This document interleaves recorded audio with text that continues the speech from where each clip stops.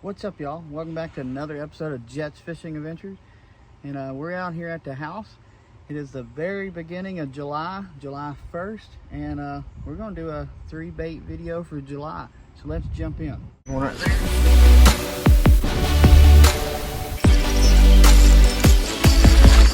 So the weather's getting hot this month. It's going to be 100+ degrees in Tennessee all week probably. And the fishing can really suck this time of year. But you can catch some really big fish, and you can have some really, some days of catching a bunch of fish. It just, you have to find the days that are kind of like today, that are windy. Every time I film a video, it's windy. But days that are windy, days that are cloudy, that's a big plus.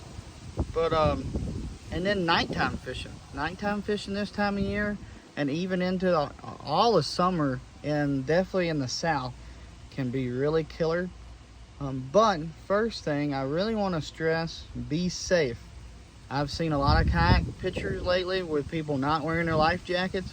So just please wear your life jacket if you're out kayaking. This time of year, everybody's out on boats, pleasure boating. And a lot of times the pleasure boaters, they'll be drinking and they don't watch out for people. Definitely kayakers. For some reason, they think it's fun to run up on kayakers, flip people, and just be safe, y'all. There's been several deaths already because kayakers have not been wearing their life jacket. So just please wear your life jacket. It could save your life. So we're just going to jump right on into it. My number one bait for July has to be a Shaky Head. I don't think of any other bait personally that I've thrown that has caught as many big fish as a Shaky Head for myself.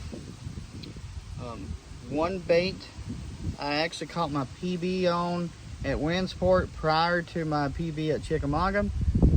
I've caught some really big fish, and it's just a classic Shaky Head. So there's an Owner Ultra Shake paired up with a Striker 6.0 from Torn Outdoors.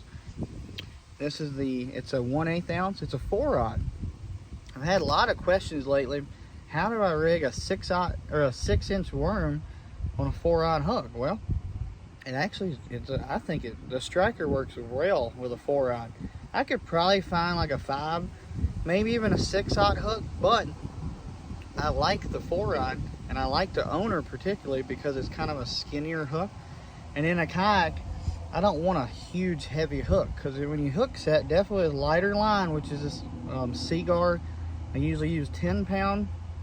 I have gone to 8-pound depending on water clarity, but even with even with lighter line and the lighter hook, you can still hook set in a kayak and not have to have your drag set real low that you could actually break off. So that's one reason why I love the Owner Shaky Head. The other reason why is their twist lock. I don't think any company makes a better twist lock out there. Move my hand. I like it because if I don't use a Torrent Striker 6.0, I'm over here using just a classic Zoom trick worm in the June bug. That's my favorite color. And my other favorite color would have to be the black and blue, which I don't have right now, and the Striker 6.0. But the bad thing about the Zoom trick worms is the head on them are a little bit smaller, and it's hard to get some of the Shaky Heads that have a bigger, kind of like this one right here, that have the bigger that have the bigger twist lock. It's hard to get them rigged up sometimes. Definitely when your hands are wet or you put any scent on them, and you're done. So number one has to be a Shaky Head. My setup, and I've already gone through this before, I believe. It's an ALX Enox series, and it's a Wizard. It's a 7'2" medium. It's a medium fast 7'2". I love this rod. It's one of my best my favorite rods all. It's a really good Shaky Head rod, and it almost only has a Shaky Head on it. The reel is a 13 Fishing Calone. This is a pretty decent reel. I've used better reels in the past, but I think they're only like $100, so they're really cheap. and they're pretty decent. I have had one, just a disclaimer, I have had one tear up on me. The gears inside broke, but I'm thinking that it had some water in it, and it was, you could actually see it in one of the videos prior when I was fishing with Wade. I think the reel froze up, and as I caught a big smallmouth, I was reeling in, and I broke one of the gears because it had ice on it. But other than that, they're really good reels. So that's my number one. My number two, I like to flip a lot of brush, but also you can go out deep with it. And you probably already know, this is one of my favorite things to throw, is a jig. A bad boy jig in particular. That's the bad boy jig, black and blue, with a timber crawl from Torn Outdoors. And the lazy gill. This is one of my favorite baits to throw. I love a jig. I like the lighter, I think this is like a 1/4 ounce for flipping around brush. This time of year, the fish are very easy to pattern. Typically, they're either going to be in grass because the grass oxygenates the water. They're either going to be on laydowns because the laydowns, when it sticks out of the water, it kind of the wind blows by, it wiggles and it puts a little bit of oxygen in it, but also it cools down quicker because the wind's coming down, and it holds that. It kind of holds that coldness in it, so the fish can kind of sit there, get out of the sun. They've got shade underneath them, so they kind of use it as an ambush point, and they go out deep on ledges. If anybody's ever fished the Tennessee River this time of year, you know ledge fishing is a huge thing. And what I typically look for on the ledges is the grass line with shell beds in it. And you can actually take a heavier jig, like this one, 1/2 ounce, and you can find the shell beds on the side imaging, live scope, 360, whatever you have. You can throw it out. And I like the bad boy jigs because of the head style. You can see it's kind of like an arrow almost. And it goes through grass so well. So you can find the shell beds, throw up in the grass, work it over the grass, hop it over, let it drop, and a fish will just come back up and gobble it up. One of my favorite ways to fish, definitely on Tennessee River if you're local. So I've actually kind of changed it up a little bit. I usually use a ALX rod for my jigs, but here lately I've actually kind of gone a little bit lighter, and I've been using a Cashin worm and jig rod, 7'3", medium heavy, or fast action. I love this rod. It's an Icon edition. This is a really good rod. I paired it up with an SLX. For the money, these little Shimano SLXs are $100. You can't beat them. They're really good. I got it paired up with 30-pound Seaguar Smackdown in the gray color. And I use anywhere between 15-pound to 20-pound Seaguar Invisex or a Brazex, depending on water clarity, what I'm fishing. If I'm fishing laydowns, I'll use a Brazex, or around rock, I use a Brazex. But if I'm fishing grass beds, like the shell beds and all that, Invisex, just to have that extra little, a little bit better invisibility. But this rod right here and this reel, I love it. With the Seaguar line, can't beat it. So my third bait for July, and it's a fun bait. It's top water. It's always fun to get top water strikes. Is a buzz bait. This is actually a Picasso rusty rivet or a rusty squeaker. I can't remember the exact name. You can just get on their website, and a link and everything that I use will be in the description below. So go ahead and go and look if you want to buy some. But as you can tell, it's got some weeds on it.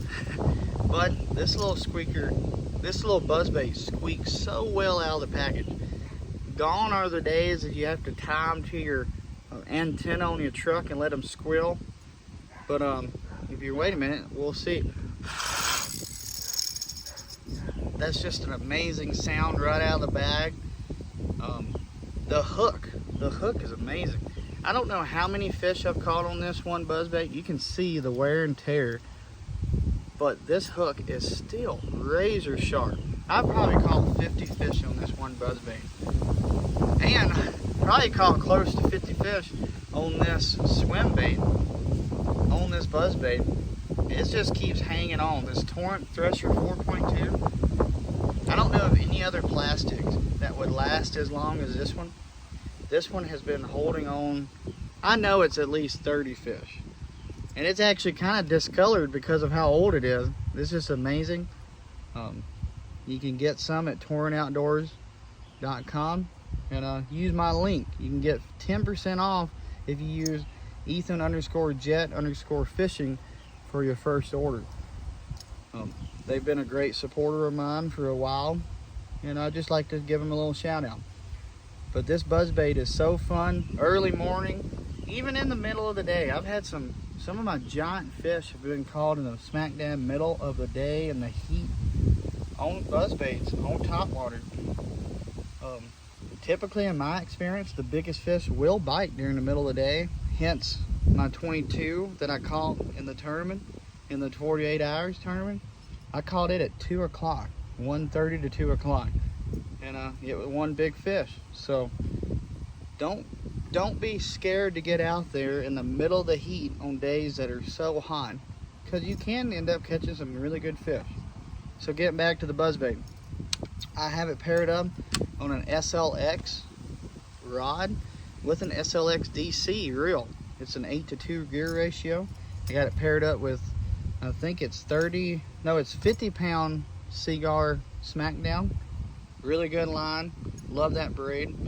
I got it on almost all my reels that I have bottom contact, because in a kayak it's a little rough to fill with fluorocarbon because the kayak moves and you're giving so much to the fish too. Kayak moves, the rod flex, and the line stretch. Well, nice thing about braid, it don't stretch. So that's the nice thing about being in a kayak, and that's the reason why I have a lot of mine with braid. But this is a 7'2" heavy action with a kind of a, it's not a broomstick by no means, but it is a little heavy. The only reason why I throw it on this rod versus I would throw it on the rod that I'm going to talk about next, but I usually have it on a jig. So, but that is my, this buzzbait is one of my favorites, and I have to talk about Thunder Rocket Lures. They have a buzzbait that I use in a very specific situation if I'm fishing around grass. This little Thunder Buzz, I love it. It's kind of unique. You got the buzzbait right there, and you got this little rattle, the Thunder rattle. And this buzzbait, the first time ever taking it out, first time they ever experimented, caught an 8-pounder on Chickamauga over the grass. This little bait right here, it gets up so quick and it stays up without putting any movement in the rod. And hardly, you can slow roll this thing and it stays above that grass, and you get those bites that you wouldn't have using any other buzzbait because you got to reel it in a little bit quicker. I pair it up with usually a thresher. I don't have one on it right now, but I love this thing. I've caught a bunch of fish on it, and it gives a very distinct bubble trail behind it. It has a really good noise. And the thing about what I like about this, if you're behind a boater or another boat and you're fishing sloppy seconds, pick this thing up. I guarantee they have not seen it before. You can catch them right behind it with a buzzbait. It's a fun bite. So that's my number 3. And you know, I have to throw in a 4th one, and it's usually a wacky one, kind of a fun style fishing. And for this month, there's no better way to catch some fun fish and have a blast than fishing a frog. I've had a lot of people ask me this, and you might not know this. If you don't follow my TikTok, go ahead and follow my TikTok. I'm terrified of frogs. Absolutely terrified. I have a funny story that I'll fill y'all in later on, but as you can see in this video right here, yeah, I'm just terrified of frogs. And a lot of people have asked me in the past, do you fish a frog? And by golly, yes I do. My favorite ones are probably got to be Spro. You can't go wrong with a Spro frog. This is a little bonsai. No, Can't remember the name of this one. This is one of my favorites. I like the kind of the smaller profile. You find some frogs that are big frogs, and frog fishing can be very frustrating because you have a hookup ratio of about 50%, maybe even less. And the bad thing about it, you see how big they are. Partially because of that is when they come up and grab it, you need to wait about 3 seconds before you set the hook. You gotta let them actually get it. A lot of times they come up and grab the tail, and when they pull it under, you go to set the hook and yank it right out. But there's some big hooks right here, so you gotta let them have it. And it is hard to let them have it. You sit there and you're coming in, poof, big old blow up. You just gotta sit there, let them almost pull it, then set the hook. But I can tell you from experience, it is so hard to not just set that hook. This is my favorite frog I throw a lot. Then my second favorite, and I love throwing, and it's kind of a buzzbait style, is the Spro flapping frog. I love this style of frog. I'll probably actually throw this frog over that one most times, but the thing about this frog is you have to keep it moving. It will float, but there's no action to it. You can't really walk it that good. It's kind of like a buzzbait or a buzz toad, which I love throwing. So there is kind of a difference why you would throw one or another. If they want it kind of slower over a lot thicker grass, this. If you're around isolated grass clumps and they want it moving, you can fish it like that. Fish one of these. And then my third favorite has to be a popping frog. I love a popping frog. If you know me, I love fishing a popper, and this is very similar. You can fish that through actually the heavy stuff. I will give you a tip though. If you're having trouble walking a frog or a popper, go in there. If you look very closely, this side is actually cut a little shorter than this side. You can just take a pair of scissors, just clip that side up a little bit, and it will actually walk a little bit better because it's uneven. But I've actually started throwing my frogs. You've already seen this reel. This is actually my jig rod. I like fishing jigs on it, but during the summer, it gets jig gets cut off, and a flapping frog or just a regular frog gets thrown. This is a ALX Zolo toad face. It was designed for frog fishing, and it's actually it's a heavy, medium heavy plus. It's got a really heavy backbone, but the tip has a real soft tip where you can actually skip a frog up under docks, under laydown. So this rod right here, it's 7'2". I love fishing it because you can actually skip it up under stuff and work a frog where people don't usually fish frog, because most people throw them on a big, heavy broomstick. Another benefit of this rod, when they take it, they can pull it down a little bit before it gets a lot of weight on the line, and they get it better. I've lost, I won't say I've probably improved my hookup ratio by 10%, 20%. You still lose fish, but it's not as many with this rod. I've got it paired up with a Corrado, Shimano Corrado, and I got a gear ratio of 7.2 to 1. I got it paired up with 50-pound Smackdown, and just an awesome setup. I love it. Real comfortable, real lightweight to fish with all day, and it's just fun when you can catch them in that grass, hook set them, pull them out. There's no better fight than a frog fish. All right, well, that's my top 3 and a bonus one for the month of July. Like I said, the fishing is tough. It can be very hot. Just remember, stay hydrated. You know, if you got time, hydrate before you dehydrate. I love it. I love that saying. Me and my buddy Tim started saying that last in the 48-hour tournament. You'll probably hear me say that a lot more. It's just a funny kind of way to remember to hydrate. I'm bad about it. I have to force myself to drink, but just remember, keep those electric lights in you and you'll be okay. Comment below what your favorite baits for the month of July is, and thanks for watching. If you enjoyed, go ahead and hit that like button, and subscribe to see more of my fishing content. We upload every Tuesday, Wednesday, And this week episode, we're going to upload today, Monday, July 1st, and I'm thinking about uploading Friday for part 2 because y'all have been so good. My last video got a lot of views and a lot of comments. I really enjoy that. I love talking to y'all. So I want to reward y'all with part 2 of the 48-hour event, and be on the lookout at the end of that video. I finally got the stuff for my giveaway, so be on the lookout for the giveaway stuff. And thanks for watching.